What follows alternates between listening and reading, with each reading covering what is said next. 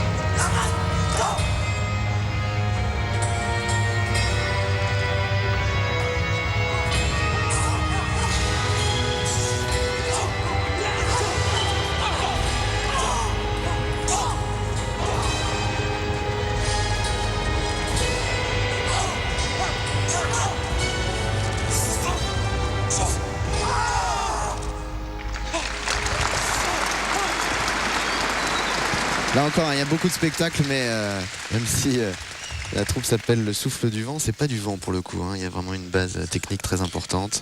Oui, c'est du karaté. On a vu des gestes du karaté. D'ailleurs, Christophe Pina, qui était un grand spécialiste des coups de pied, des coups de pied retournés, et il utilisait ces techniques en compétition sportive, pour certaines d'entre elles.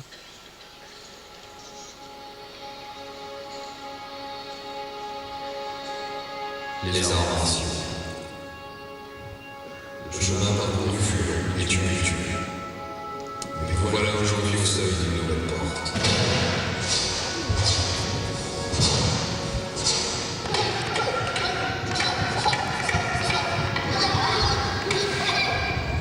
Suivez votre maître et entrez dans un monde où le corps n'est plus soumis à ce système matériel.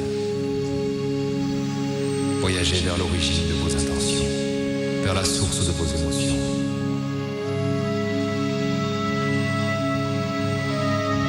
Le corps changé, adapté à un idéal de combat.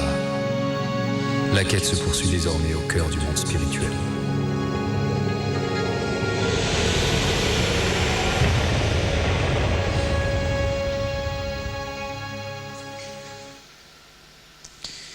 Et voilà la troupe, le Souffle du Vent, que vous pourrez voir en spectacle.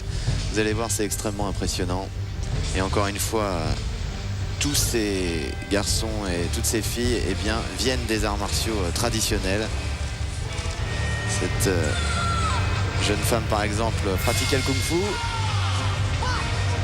Elle pratique sûrement toujours. Oui. Et donc c'est un spectacle que vous pourrez probablement voir près de chez vous. Espérons que c'est pas sur votre trottoir, parce qu'ils ont un look assez démoniaque.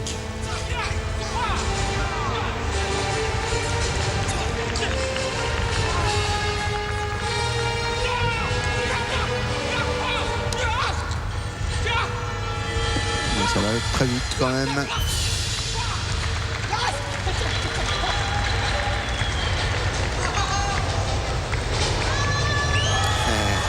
Vous parliez de la capoeira tout à l'heure. Eh bien, on n'en est pas loin là aussi. C'est vraiment un subtil mélange. Oui, de toute façon, les gestuels maintenant sont internationalisés, universalisés. Chacun peut en faire ce qu'il veut, dont du spectacle. Oui, parce que je vous le disais, ils viennent des arts martiaux traditionnels. Donc chacun est venu avec son bagage. Alors, la capoeira pour certains, le karaté pour d'autres, le kung-fu, etc. Oui, mais on peut en plus, quand on a un bon niveau dans une discipline, assez vite récupérer des gestuels qui viennent d'ailleurs et en faire une synthèse.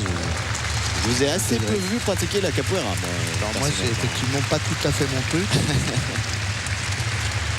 Quoique, mais par exemple, je pourrais projeter, comme sur les techniques de Maître Dumois, attention, les zombies attaquent, ils attaquent Myriam Skudlarek, qui était vice-championne du monde de karaté. Donc c'est pas n'importe qui, tous ces gens-là. Là voilà, vous la voyez ici à droite.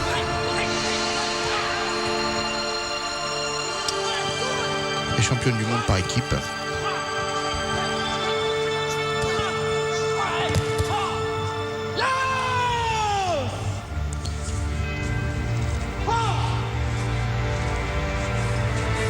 Ils ont un gros travail sur le maquillage.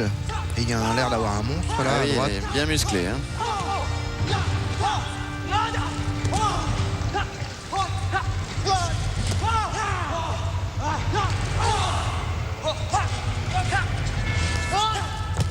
Alors ça c'est vraiment aussi une vision des arts martiaux. La vision du cinéma, de la BD, du manga. On est un petit peu entre Dragon Ball Z et Street Fighter et à côté. Voilà, lui il est très Dragon Ball Z, je trouve.